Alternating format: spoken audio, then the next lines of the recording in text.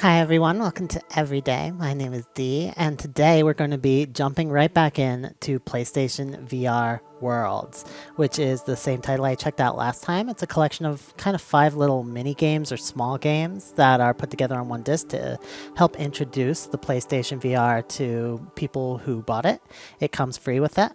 I didn't talk too much last time about how exactly I put it on. It's a little bit different from the Rift and Vive. There are no straps, there's no Velcro.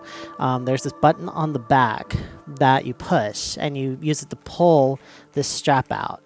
And then you can put it around your head and let it go, and it tightens automatically with like a spring.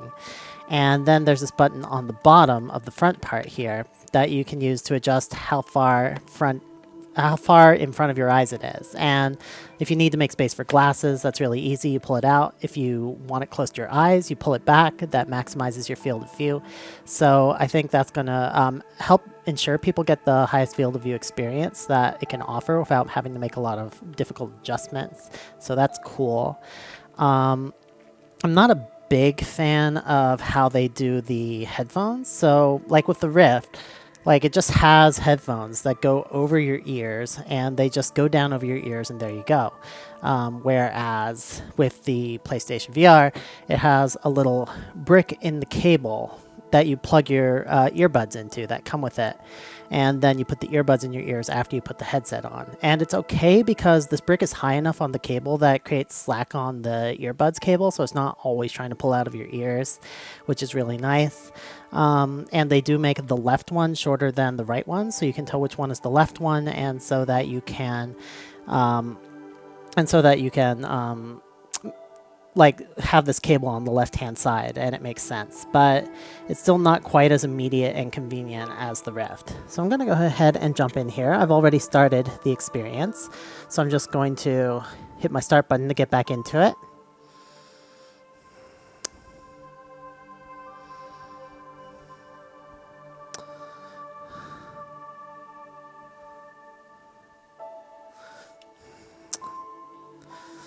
Adjust my front here a little bit. Okay, good to go. Let's start. Here I am. The headset was removed. Am I a new player? No, I'm the same player. So you can see here it's a little bit confused with the controller tracking. The controller tracking is definitely the worst part of PlayStation VR's tracking. It only has one tracking point. It only works when it's facing forward. You turn it backwards, it gets all confused really fast. So don't consider the controller's tracking as representative, because the headset tracking is much smoother and much better. The PlayStation Move tracking is also much better, although not quite as good as the headset tracking. Whoa. Whoa. Okay, let's begin. So today I wanted to check out a couple small experiences, namely VR Luge, which is a very simple kind of luge minigame. Luge is a sport where you roll down a hill lying down. And Danger Ball, which is kind of a very arcade style experience. I'll talk more about this, but I really believe this experience was heavily inspired by Justin Moravetz's Proton Pulse, which was an early DK1 demo on the Oculus Rift DK1.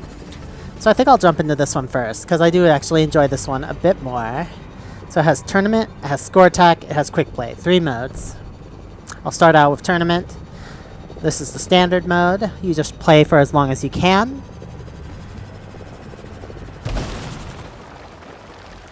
Hold options 3. So you got to remember this hotkey. It's actually really useful. People always said, like on the Rift, on the Vive, there should be a button on the controller that, or on the headset, that just always recenters your view right in front of you, and that would be so convenient. Well, PlayStation VR is the first platform to actually do that.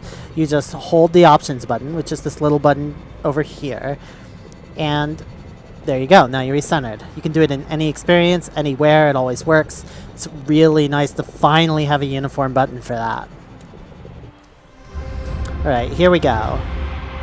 Welcome to the arena. This is a huge arena. Got a futuristic kind of bent to it. It reminds me a bit of the Blitzball arena from Final Fantasy X.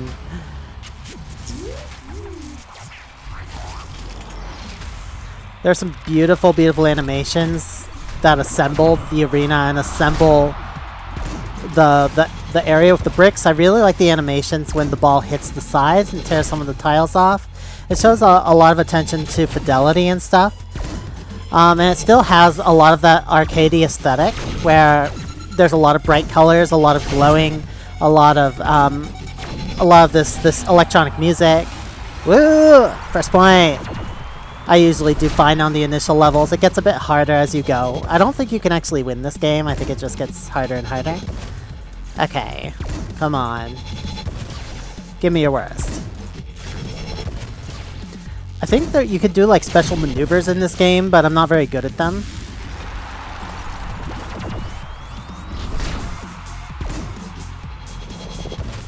And in each of the levels, your opponent has a special ability. Oh, damn it. In this particular level, the opponent has 2 paddles, which seems really like an unfair advantage, but I'm not complaining because they're really bad. Now, this is not using the controller to move the paddle. In fact, you can put your controller down in this game. You don't need it except to navigate the menus. It's entirely based on headset tracking, which works pretty well for this type of game. I've said this before when I looked at Proton Pulse, that works pretty well for that game. Because, like, generally, you're keeping your eye on the ball, and if you do that, you will naturally put your paddle in the correct position. Woo! Take that! Now they will explode. You win. And it naturally puts your head in the position to knock the ball back. On the other hand, it makes it a bit more difficult to perform some of the subtle maneuvers where you bounce it off a little part of the paddle. Okay, so this time my enemy is the red X. I don't remember what its special ability is.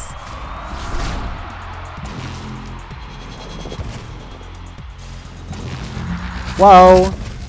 Okay, it adds kind of a razor edge to the ball, which makes it move unpredictably. Oh, I see. It moves along the edges. It like cuts along the edges of the course.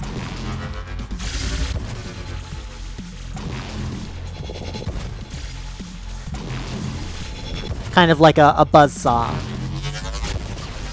Alright, so like I said, this appears to be heavily influenced by Proton Pulse, which was an early Oculus Rift DK1 demo, as well as a final Oculus Rift commercial. It actually is available on the Oculus Store as well.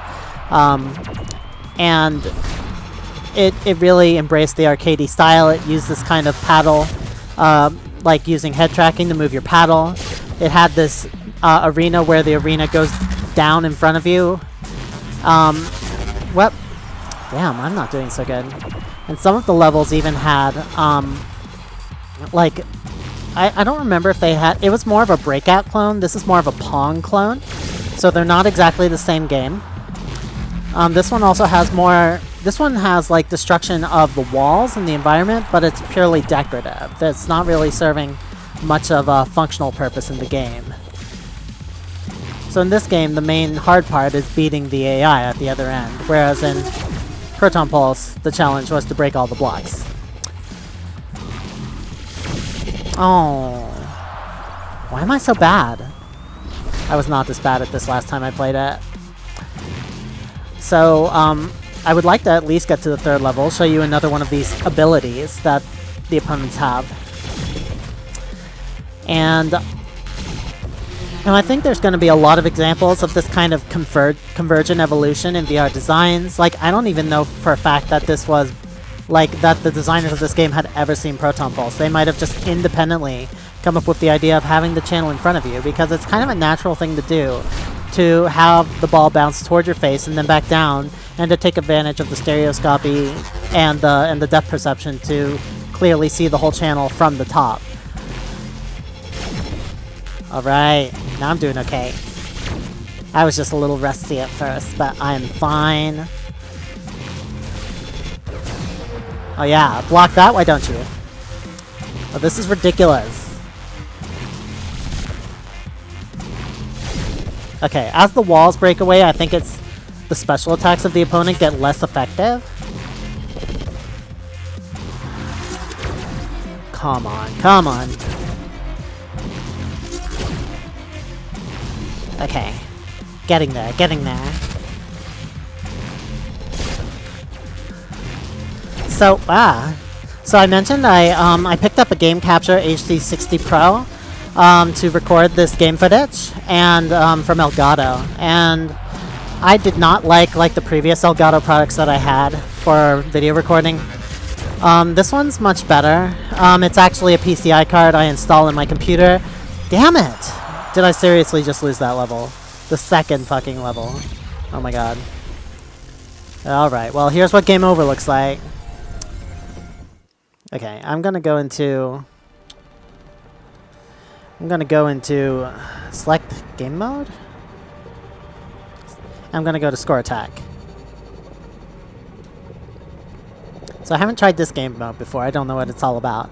Anyway, like I was saying, the HD60 Capture Pro is a card that goes in your computer, and the latency is dramatically reduced compared to the external game capture, because the external game capture used to do all of its encoding in the hardware by itself, and as a result the encoding would be kind of shitty quality and there would be this massive latency. But when it's a card in your computer, it can just give the full raw video signal directly to an encoder that runs on your GPU or on your CPU. Oh, I see how it works. I'm trying to get the best score. Okay. Oh. Am I on a timer, or how does this work? There we go. Okay, so there's those score things at the other side. I have to hit the largest one if I want to get the most points.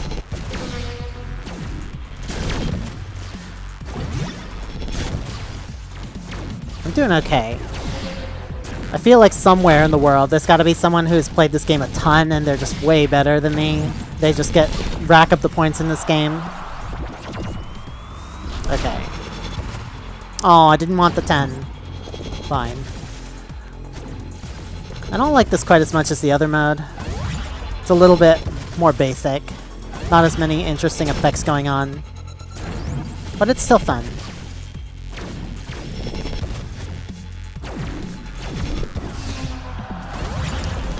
I'm actually not doing any editing on these episodes. I'm pretty much just hitting the record button in the Elgato software, and then it spits out a video, and then it uploads it to YouTube for me, and I just let it do it.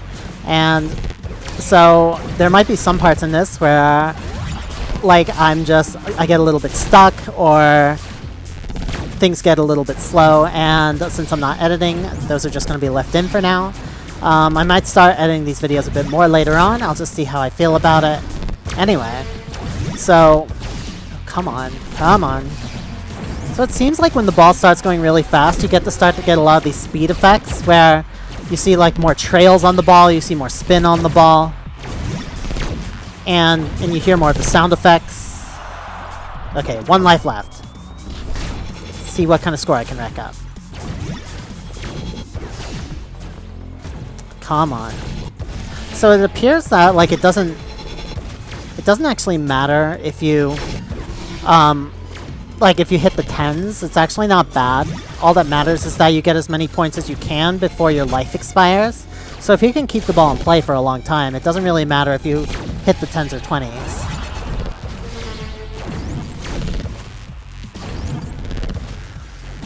I don't fully understand the narrative context of this game. Like, we appear to be in some kind of future arena. It's like, are people watching us? Because there's no people in the stands. Aww. Like, I hear like a crowd cheering or booing, but I don't see any people. Like, are they watching this online, or how is this working? I don't understand. Alright, score attack. 1310. Don't know if that's good, but let's check out the leaderboard. I'm number 4,494. That's not the worst ever. Okay. Let me check out the third game mode. Quick play. Does this let me jump to a random... this lets me jump to a random level. So I'll use this to just check out some of the other opponents that I didn't get to show you yet. So there's Tornado. Do I want easy, medium, or hard? Let's check out hard, just for fun. So Tornado is a mode where the opponent can make the ball like move in a spiral. All right, here we go.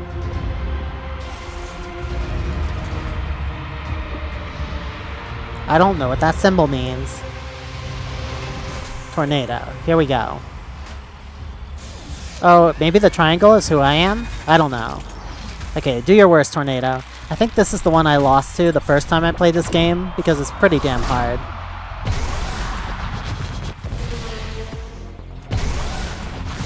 Holy shit. Oh, this opponent's pretty good. It's using its ability like constantly.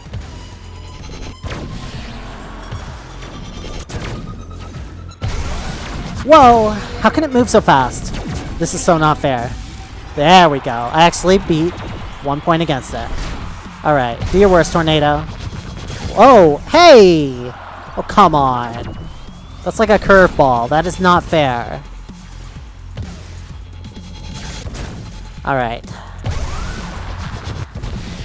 And there's a surprising amount of depth to this game, considering it is pretty much just... Whoa! Pretty much just a game that, like, it's one of the smallest mini-games on this thing that ships with 5 games. There's not a lot of... There's no voice acting, there's no...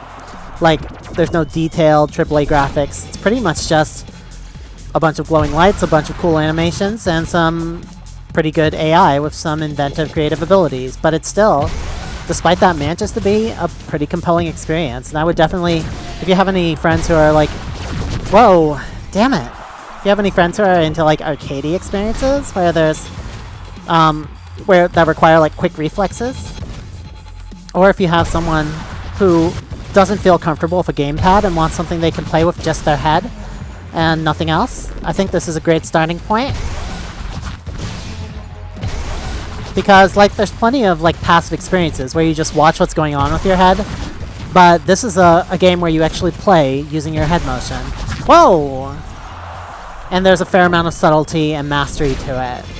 And that's probably not true of any other title now or ever, so it's definitely useful for that singular purpose. And then once people get accustomed to the platform, you can start to bring in the gamepad and the move controllers. Okay, that thing whipped my ass. That's fine. Game over. Alright. I'm curious about some of those other abilities. Select new opponent. I want to see, like, the most dangerous one. Dupe. I'm gonna go easy.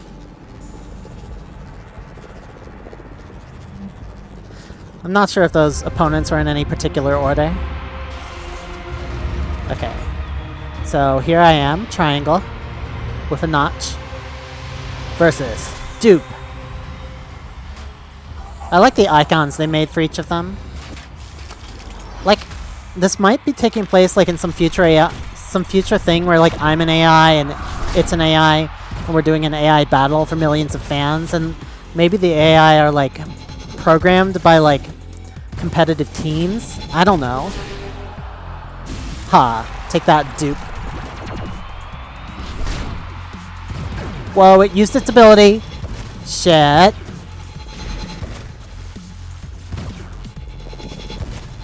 So I guess if either of the balls goes out on my side, do I automatically lose, or... Oh shit.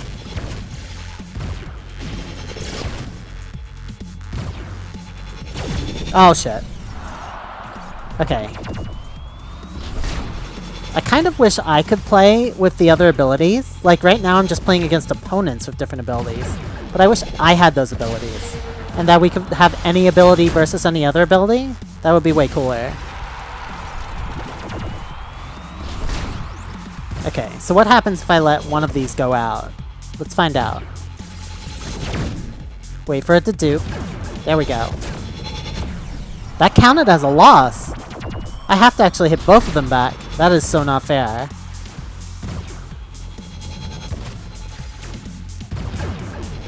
So it only has to hit one of them back, but I have to hit both of them back. I guess that's what makes it such a useful ability. Oh, I managed to do the spin thing. I'm not entirely sure how I did that.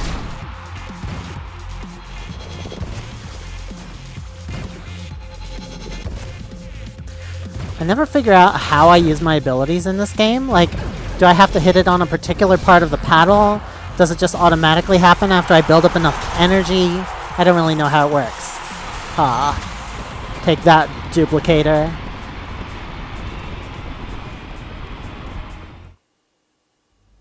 Alright. So of course I won that one, because it was on easy mode. So it says I can do a curve or smash. I don't actually know entirely how to do either of those.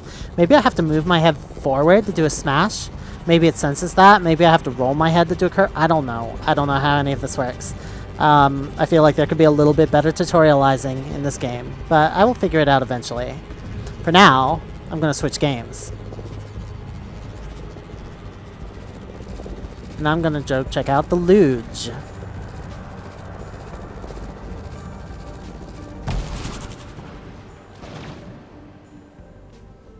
VR Luge. Here we are. Whoa! Hey, you're back.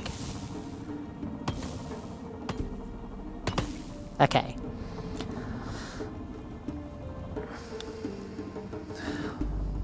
So this one might be a bit intense for those who are motion sensitive.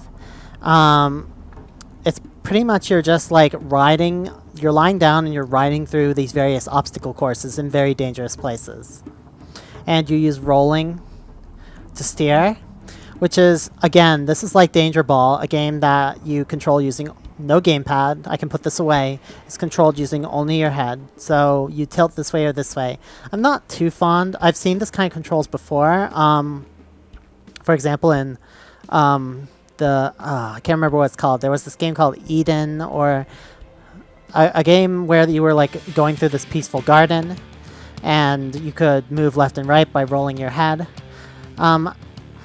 I'm not a big fan of head-based controls in general. I think they're okay. Whoa. Okay. Okay, so the controls are quite sensitive. So you gotta be careful.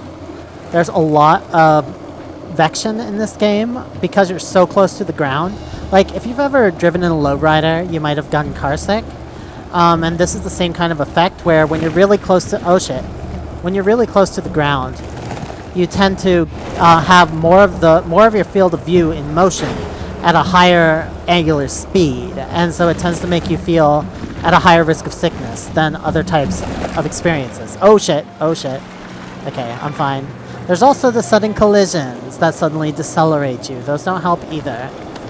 I'm kind of amazed that this game shipped, because like Sony is usually pretty strict about comfort in games on their platform.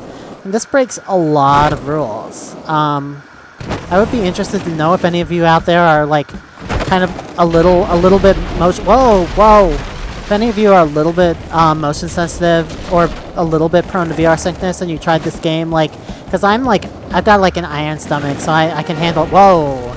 I can handle anything, but I feel like if you're even a little bit prone to VR sickness, you probably wouldn't be able to handle this.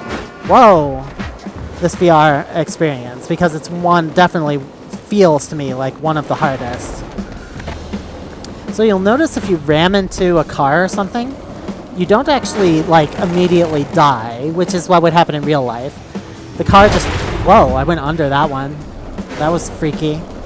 But if you run into something, it turns into a wireframe model, and then you just pass through it. So you never actually stop, which is probably for the best. They probably do that to avoid geometry clipping through your face, because if you ran right through an obstacle and they didn't do anything, then you would see the geometry like going right up against your face, clipping through your face. That would be a really unpleasant experience. Okay, I made it. That was not great. The time was not great. I ran into a lot of walls. I'm kind of terrible at this game. But I did make it. Okay, time for our next run. Let's see if I can... I think last time I actually lost and failed to complete the game. What is going on with that hot air balloon? It's got like a bear. One thing I do like about this game is how the roll of your head is used for controls, but you're free to use the yaw and pitch of your head to look around at your environment. Oh shit. Not that you can afford to look around at your environment very much when you're racing down the road at 60 miles an hour. Or 100 miles an hour. Do people really do this? I've heard people really do this shit in real life. I'm sure people die doing this. This is so dangerous. This is the kind of sport that I will only ever do in VR, and I hope that other people feel the same, because this is dangerous as fuck. Oh shit. So once you start to get decent with the controls, you can start to do the thing where you just, whoa, barely miss obstacles, and it's really, like, it's pretty intense. Like, not just the feeling of motion, but just the feeling of having all these near collisions. Whoa, shit! All these near collisions with all these dangerous obstacles. You start to feel like you really are just narrowly averting certain death. On the other hand, I feel like it's a little too forgiving in the fact that when you just run, like, right through a car's wheel, like, it doesn't even slow you down. Out of the way, truck.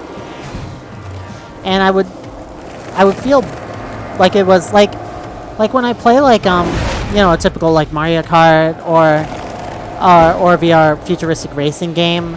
Like, if you have a collision with an opponent, you always slow down a bit, and that's kind of your penalty. Whereas in this game, there's not much of a penalty for that. It's more a penalty if you go off the track. So it's almost, oh shit, it's almost better to just stay on the track, but it's better to stay on the track even if it means running into the obstacles, which I'm not sure if that's really the kind of experience they were really going for, because I feel like it's more fun if you avoid the obstacles. Anyway, time for our next level. I'm wondering if games like this, like where you are simulating sports and things with lots of motion, which are going to be intense experiences for most people, like roller coaster experiences. I wonder what it's going to take before these are comfortable for most people. Because, whoa, shit. Okay, that was bad. Like, I wonder what kind of technology it's going to require before we manage to trick our brains enough that they're... Did I just lose? Already? Fuck. Okay. At least I completed the second track that time. What other game modes? Time trial. Okay, I'm going to try one of these other ones I've never tried. I just tried Midnight Falls, so let's try... Did I try this one? Danger Pass? Is that the first one I tried? Or we'll find out. We'll find out. I can back out if it's not the one I want. So I wonder kind of what technology it's going to take to make this kind of experience comfortable for everybody. I mean, I wonder if it even, like, should be comfortable for everybody, because, like, if you do this in real life, a lot of people will get sick, especially if they're not used to it. So maybe part of it is just when you make an experience realistic enough, it starts to feel like you would really feel in that experience, and that's not always a good thing. I feel like if this was a third-person perspective, and you were quite a bit high above the action, and you were just moving your guy with the control pad, this would be a much, much less intense game. But for the same reason, it would be not as interesting for the people who can handle its intensity.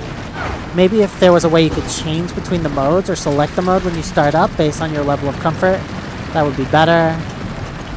I feel like a lot of VR sickness is about the disconnection between your real-life motion of your body and your vestibular sense telling you the real-life acceleration being applied to your body, and the and your perceived motion by the vection in the game.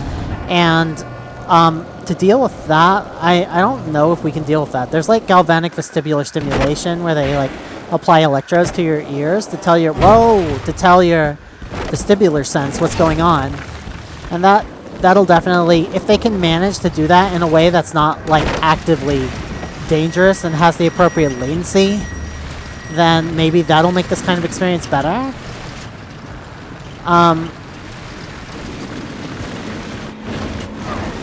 Yeah, I think this is actually the first one I tried. That's okay.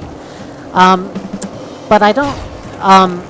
but I think, like, even if they got the galvanic and the vestibular sensation exactly right, you still would not be feeling the sense of acceleration, just your legs and your arms and your organs having this acceleration applied to them when you go around these sharp bends and when you accelerate down the hill. And the only way that you could really deal with that is to the only way you could really deal with that is to have some kind of like neural VR where it plugs into your brain and you can simulate all the aspects of it. Anyway, so this has been VR Luge and Danger Ball. You guys let me know your impressions of these minigames if you've tried them. Have they been difficult for you or easy for you? Did you struggle with VR sickness in this one? And let me know what other games you'd like me to play. I'm definitely going to cover the rest of VR Worlds as well as a lot of the other full titles that I've already purchased and are available in my library. So let me know what you want me to see me play. I definitely want to try Wayward Sky. I want to try the Batman game, of course. And you can look forward to that in the future. I'm going to have a lot more videos on PSVR. I will see you guys soon. And everybody have a great every day.